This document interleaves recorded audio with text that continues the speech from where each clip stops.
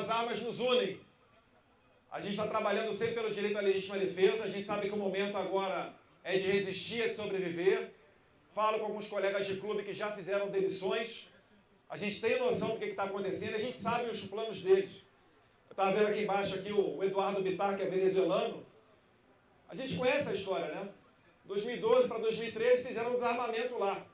E em 2016, Caracas se tornou a capital do mundo com o maior número de homicídios proporcionalmente.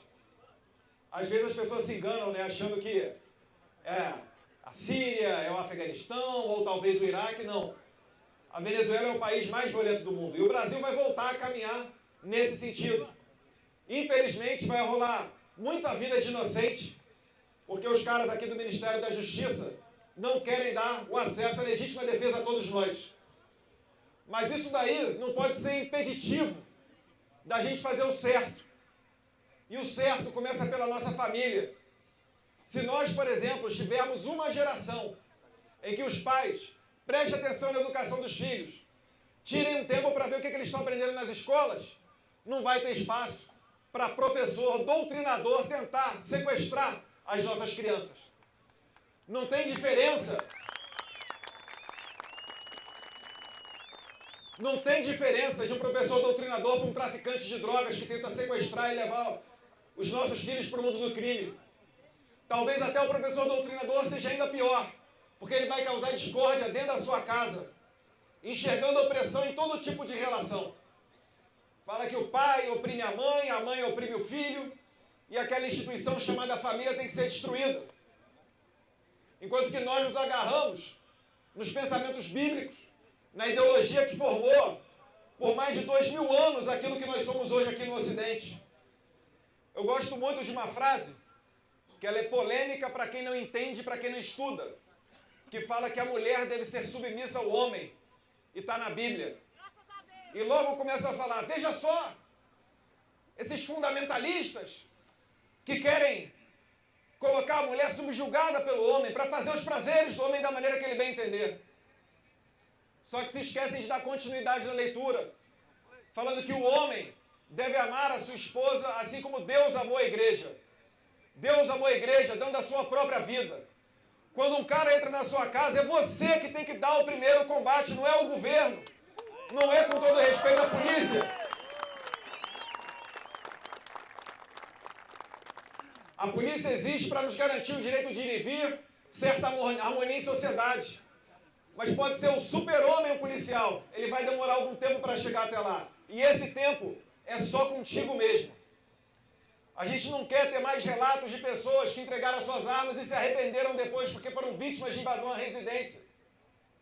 Os próprios seguranças do pessoal da esquerda não entregam as suas armas.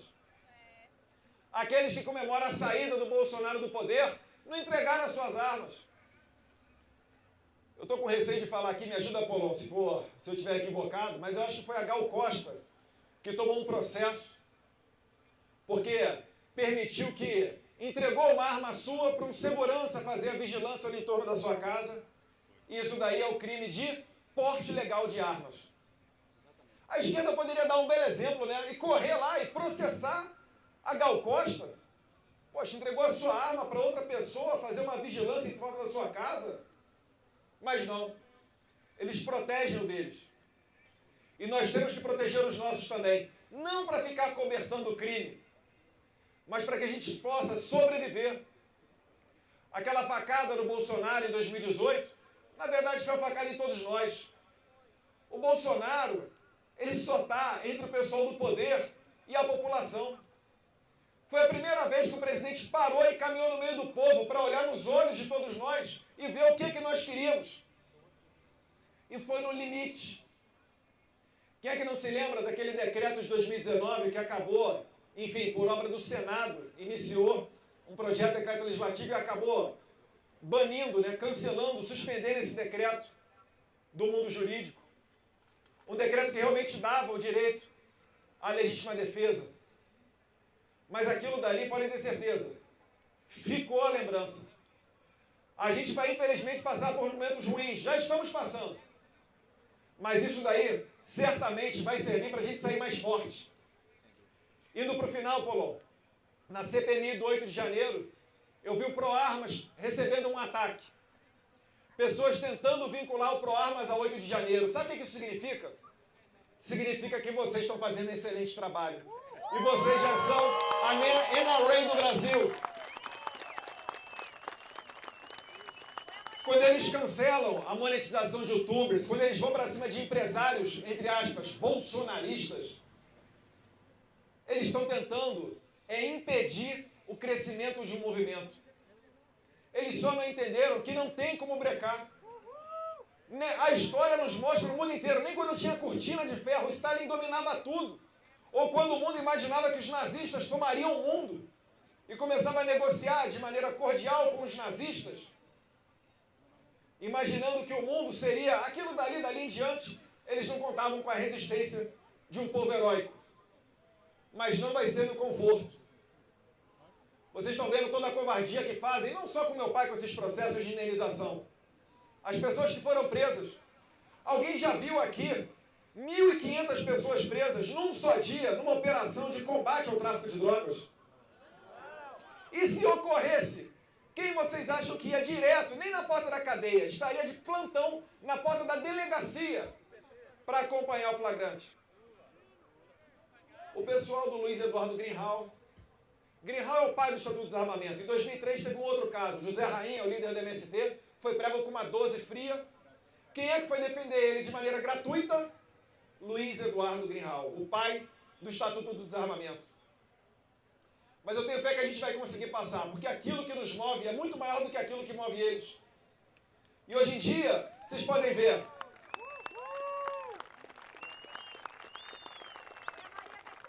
se antigamente o Bolsonaro estava sozinho aqui pregando plaquinha para falar contra o desarmamento, hoje em dia nós temos a organização do Proarmas, nós temos a liderança do Marcos Polon, nós temos o apoio de vocês, centenas de clubes e outros, que o Marcos Polon aqui com, acho que ele deve tomar uns 10 engolves antes de fazer determinadas reuniões para tentar reduzir os danos com determinadas autoridades. Isso é complicado, gente. Você já imaginou você ter que parar e sentar com esses caras sabendo que eles querem vir para cima de vocês e acabar com vocês no direito de ter armas? Não por uma questão de segurança, mas uma pretensão de instalar uma ditadura. É complicado o jogo. O jogo é bruto. Mas a gente vai ter que passar. Eu trago aqui uma mensagem de esperança. De que nenhum de nós vamos desistir do Brasil. Eu queria contar com vocês. As manifestações estão retornando. As pessoas têm vontade de ir à rua, mas também têm receio, pode ter certeza. Porque é isso que uma ditadura objetiva. Punir os outros de maneira, quanto possível, mais arbitrária, para justamente desencorajar aqueles que querem fazer o certo, que querem lutar pela democracia. Vocês estão vendo a reforma tributária. A gente pede mais tempo para discutir uma proposta que não tem nem um mês que está feito o relatório ali na Câmara. Mudança de texto com dezenas ou centenas de páginas que a gente não tem 24 horas para conseguir analisar.